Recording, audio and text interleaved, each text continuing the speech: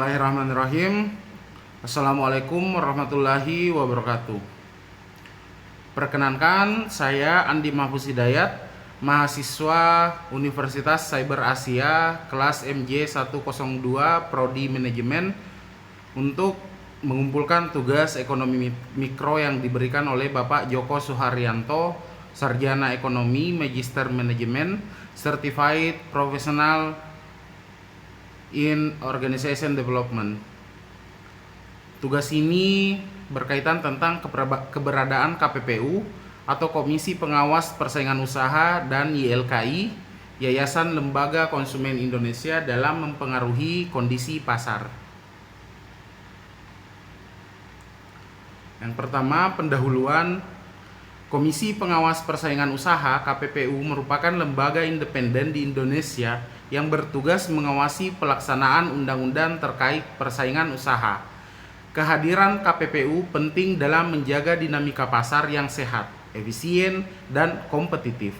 Dalam kondisi pasar yang semakin kompleks, keberadaan KPPU menjadi kunci untuk melindungi konsumen, pelaku usaha, dan memastikan terciptanya keadilan ekonomi. Selanjutnya, landasan hukum dan tugas KPPU. Landasan hukum. KPPU dibentuk berdasarkan Undang-Undang Nomor 5 Tahun 1999 tentang larangan praktik monopoli dan persaingan usaha tidak sehat. Kemudian ada juga aturan yang turut memperkuat fungsi KPPU, yaitu Peraturan Undang-Undang Nomor 11 Tahun 2020. Dan tugas dan wewenang KPU secara garis besar yaitu melakukan penilaian terhadap perjanjian, kegiatan, atau posisi dominan yang berpotensi menciptakan persaingan usaha tidak sehat, memberikan rekomendasi kebijakan terkait persaingan usaha, dan menyelesaikan sengketa persaingan usaha melalui mekanisme yang ditetapkan. Kondisi pasar dan pengaruh KPPU. Yang pertama, jenis kondisi pasar. Pasar monopoli. KPPU berperan mencegah dominasi satu pelaku usaha yang dapat merugikan konsumen. Pasar oligopoli.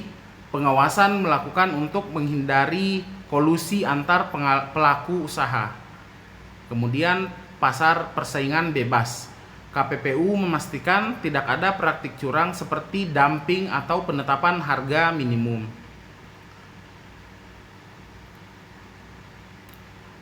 Yang kedua, intervensi KPPU pada kasus nyata.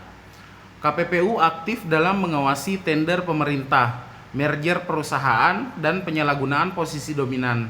Contoh kasus yaitu penanganan kartel bahan pokok dan pengawasan monopoli dalam sektor teknologi.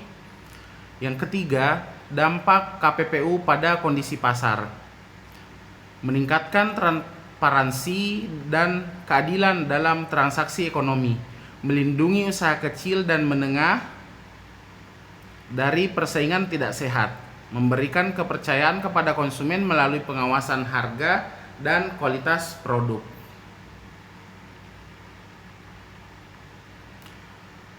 Selanjutnya, tantangan dan solusi. Tantangan yang dihadapi KPPU, yang pertama, kurangnya pemahaman pelaku usaha terhadap regulasi persaingan usaha. Yang kedua, terbatasnya sumber daya KPPU dalam mengawasi pasar yang luas dan dinamis. Yang ketiga, resistensi dari pelaku usaha besar terhadap intervensi KPPU. Kemudian solusi: meningkatkan edukasi dan sosialisasi regulasi persaingan usaha, memperkuat kerjasama dengan lembaga lain, baik di tingkat nasional maupun internasional. Selanjutnya, memanfaatkan teknologi untuk pengawasan pasar secara lebih efisien.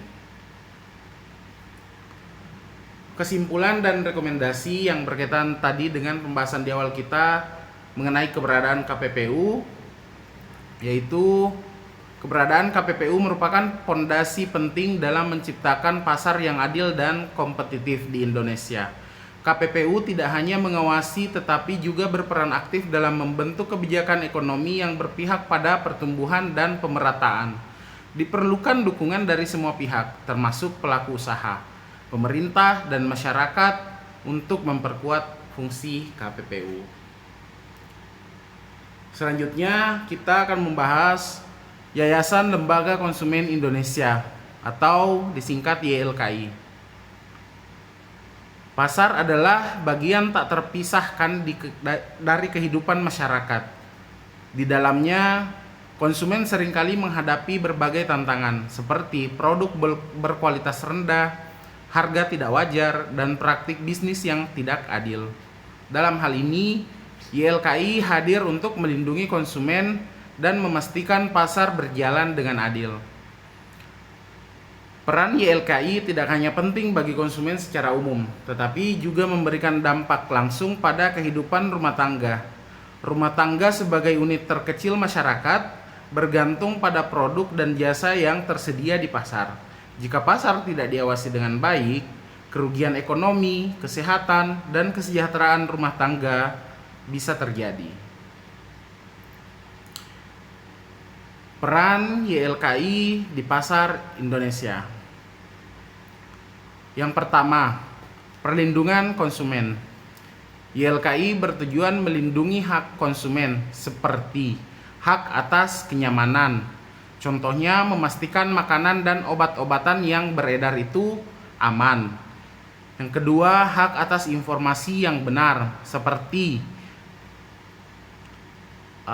menampilkan label produk yang jelas. Yang ketiga, hak untuk mengeluh atau mengadukan produk atau jasa yang tidak sesuai dengan standar. Itu dari segi perlindungan konsumen. Kemudian selanjutnya, pengawasan produk dan jasa. YLKI bekerja untuk mengawasi produk di pasar melalui investigasi dan pengujian produk. Misalnya, produk yang mengandung bahan berbahaya atau layanan jasa yang tidak sesuai standar akan dilaporkan kepada pihak berwenang untuk kemudian ditindaklanjuti. Yang ketiga, penyelesaian sengketa. Yayasan YLKI menjadi mediator antara konsumen dan pelaku usaha untuk menyelesaikan masalah. Contohnya, konsumen yang dirugikan oleh barang cacat dapat mengadu ke YLKI untuk mencari solusi tanpa harus melalui proses hukum yang panjang. Kemudian yang ketiga yaitu edukasi konsumen. YLKI aktif memberikan penyuluhan kepada masyarakat agar lebih cerdas dalam berbelanja. Ini termasuk mengenali produk palsu atau informasi yang menyesatkan. Selanjutnya, dampak YLKI terhadap rumah tangga. Yang pertama, keamanan dan kesehatan rumah tangga. Dengan pengawasan YLKI terhadap produk berbahaya, rumah tangga terlindungi dari resiko kesehatan akibat barang palsu atau beracun. Seperti makanan yang mengandung bahan kimia. Kemudian, efisiensi keuangan. Rumah tangga tidak dirugikan oleh pembelian barang atau jasa yang tidak sesuai kualitas. Misalnya, YLKI mendorong transparansi harga sehingga konsumen bisa membeli barang dengan harga yang wajar. Kemudian kesadaran hak konsumen dalam rumah tangga. Edukasi YLKI membantu anggota rumah tangga, terutama ibu rumah tangga sebagai pengelola belanja keluarga untuk lebih kritis dalam memilih produk yang aman dan berkualitas. Kemudian perlindungan dari penipuan digital. Dalam era digital, rumah tangga yang sering berbelanja online rentan terhadap produk palsu atau penipuan. Dengan peran YLKI, konsumen memiliki saluran pengaduan dan panduan untuk mengenali platform yang aman.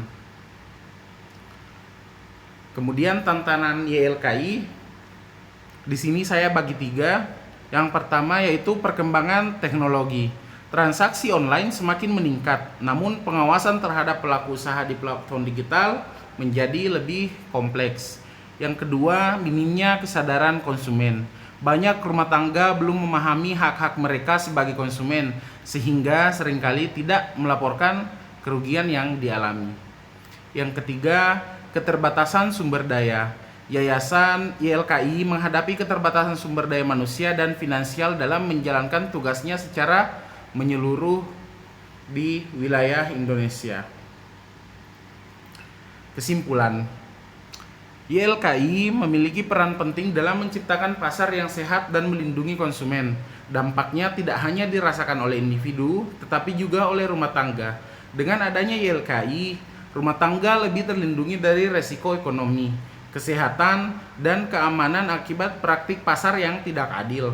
Namun, untuk lebih maksimal, YLKI perlu beradaptasi dengan era digital dan memperluas edukasi kepada konsumen, khususnya di tingkat rumah tangga, agar lebih sadar akan hak-hak mereka. Itulah tadi presentasi saya mengenai tugas ekonomi mikro. Terima kasih atas perhatiannya. Terima kasih kepada Bapak Joko telah memberikan tugas ini. Saya menjadi lebih banyak belajar. Demikian, Assalamualaikum warahmatullahi wabarakatuh.